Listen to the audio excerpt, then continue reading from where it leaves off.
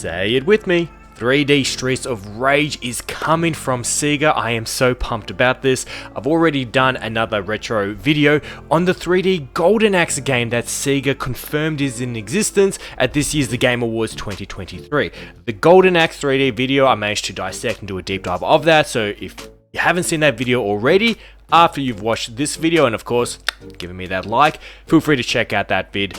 I got a lot of information on that Golden Axe remake, reboot, whatever we want to call it. I wanted to give the Streets of Rage game the same treatment, so I looked over the footage. There was 4 seconds.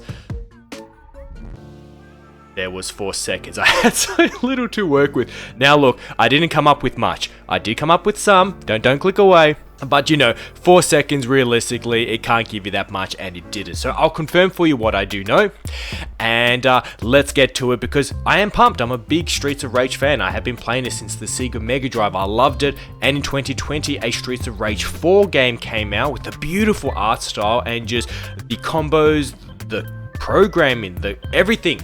Fantastic, right? Streets of Rage in 2020, beautiful. All right. So what is the tiny amount that I've been able to get? Well, the camera does come super close to some points, jumping between the scenes. Sometimes the camera is right up to their face. Sometimes it's at a distance with a bit more of a broad bird's eye view sort of thing. And of course, this is a big change in itself because now that it's 3D, we're not going to have the fixed only one perspective camera angle that we're used to. Sometimes we'll be close. Sometimes will be afar, probably depending on the situation and so forth. I do enjoy that flexibility with 3D. I do because I'm a graphics perv. I'm a snob. I'm going to admit it. I like the fact that, you know, when I'm fighting a bunch of enemies with another player, which it is there, saw it. There's 2 guys fighting, another 2 guys. That's the zoomed out perspective. But then there's other shots where you're super close, you're kicking them in the face, and the camera's right there. Awesome. That's when you perv on the graphics. What I did notice firstly is that the tone is correct, and that's a theme that you're going to hear from me a lot. And I repeated this with the Golden Axe video as well. Is tone and respect in source material is of the utmost importance as far as I'm concerned. When we're talking about legacy titles that are 20, 25, 30 years old even, like we're going real, like Streets of Rage is a really old thing, right? And it was always inspired by like the 80s and the 90s and the punk rock gangster this and that. And of course during those times and how cinema was and video games as well, there's a lot of neon lights and shirtless thugs for absolutely no reason. Now while shirtless guys don't do anything for me, it's not that sort of feedback. It is the fact that if the originals have it, it needs to be in modern. And I take this approach as well when I see new video games getting revamped. I don't care what was in the original, it needs to be in the present, right? It's about respecting the fans. So like a funny thing I pointed out, right? In Golden Axe, if you play those old games, the guy and girl are literally running around in their underwear. No exaggeration, look it up yourself or watch that old video, right? But the guy would run around in freaking blue underwear and like boots, and the girl would literally run around in bikinis.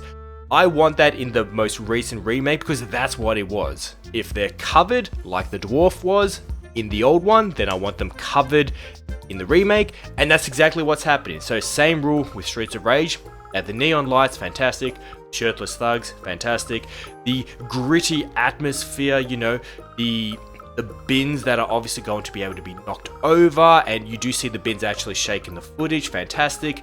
There are crates as well. Crates is a big one as well in Streets of Rage because you'd break those crates and you'd get weapons. You'd get your floating piece of chicken. That's where this PNG is from.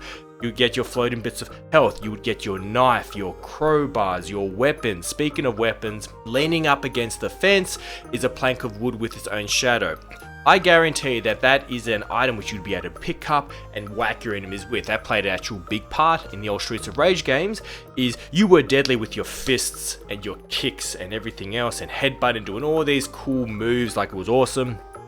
But of course you were always scouring the scene for weapons. You were always picking up anything nearby and smacking enemies with it, and eventually will break or you've just thrown it away. Speaking of keeping it retro, the guy in the back right, he's on freaking rollerblades for no reason. See, that is the tone that I love about 80s/90s culture and so forth, is we weren't trying for realism, we were trying for whatever was cool, right? So 80s, 90s logic is we don't need a reason why a thug would be in a fight wearing rollerblades. The point is rollerblades are cool, and so they're there, and they're glowing blue for no reason. Again, who cares about logic? It's cool. Now, there will be female fighters in the 3D Streets of Rage as well. Not that they show it, but hey, there's been female fighters in every single Streets of Rage game since the very first one, right? There's always been a very good variety. There's always been like a quick, fast guy, there's always been a middle guy, and there's always been a chick. And then with every single entry after the first one, because you had 3 characters to pick from, it expanded, but more and more and more. And that's the same for the Streets of Rage 4 game as well. Absolutely fantastic. The thing is though, right, like, so we know we have multiplayer, we know we have the old school graphics, we have the old school moves, you know, we have the main guy, I forget his name, but he was always able to do those dragon punches, he always went to, and you had the flame. You specifically actually see that in this game.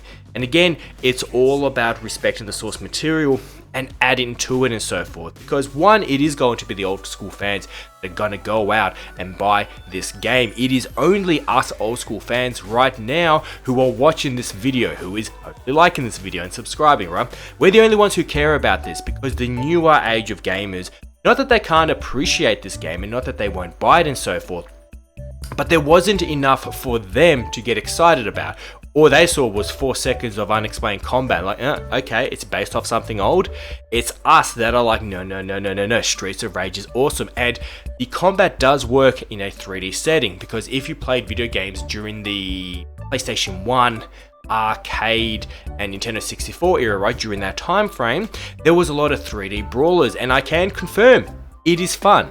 It can work. It doesn't have to be the 2D side-scrolling business. It can work in a 3D environment, especially if you add on top of it, because in a 3D environment, for example, if there is a throw button, well then you can throw the opponent in 360, you know, up, down, left, right, into other objects and so forth. So if they smartly take advantage of physics and let us enjoy the beating up process, which is an actual thing. So if I'm fighting a guy, I grab him and I slam him on the ground and then slam him again, which the screenshots or footage, whatever I have playing, will show you can do. You do grab people, you do smack them on the ground, you do continue attacking even once you've done that.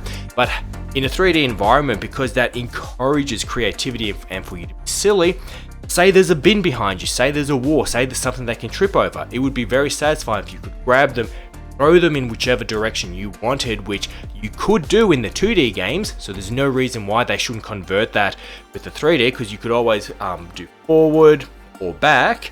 So if you could, in a 3D space, decide which direction to throw them, well then you'll use classic moves like deliberately throwing enemies to other enemies and so forth, and really take advantage of physics, right? I kept talking about physics in the Golden Axe video as well, and I'll do it in this one. The whole thing with fighting games is it's a playground, right? It's a playground. You're meant to have fun. You're not meant to really necessarily take surviving too seriously. It's about how can you cause as much chaos and damage as possible while looking as cool as possible and while being as ridiculous as possible. So there isn't meant to be such a thing as, oh, we can't do that move, that's just a bit too much. It's like, no.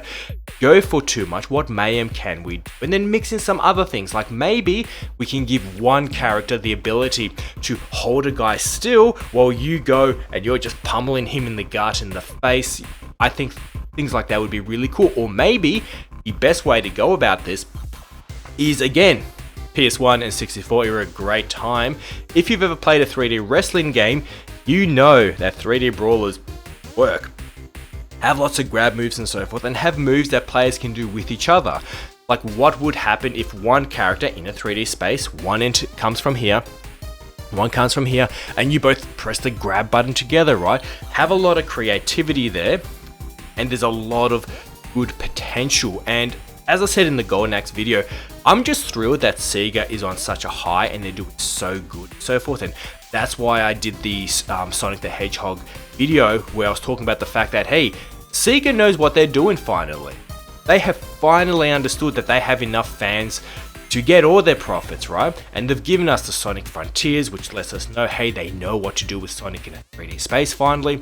They gave us Sonic Mania and Sonic Superstars, letting us know, hey, we also know you want the old school Sonic. Knowing we're getting Golden Axe, knowing we're getting Streets of Rage, knowing we're getting Crazy Taxi, knowing we're getting Shinobi, knowing that at the end of the Game Awards 2023 reveal that they said, and there's more, that means they're literally going through all of their IPs and like, what can we bring? And the art direction of both Golden Axe 3D and Streets of Rage 3D, not their official title, but that's how I'm going to refer to it, because I don't know if this is a Streets of Rage reboot, if this is a Streets of Rage remaster, right? Because there is no more information on this. Like, I went to all of their social medias, I Google search, I tried to look for interviews.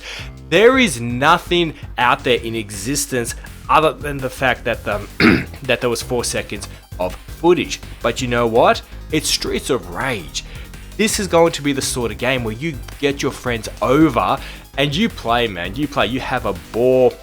Massive fan of Streets of Rage. This is fantastic. I'm loving to seeing all these old school games and so forth. And the fact that they're keeping the correct tones for Golden Axe 3D and Streets of Rage, wonderful, right? Wonderful. Alright, I'm going to wrap everything up here. God bless you all. And I'll see you all next time. Alright, bye-bye.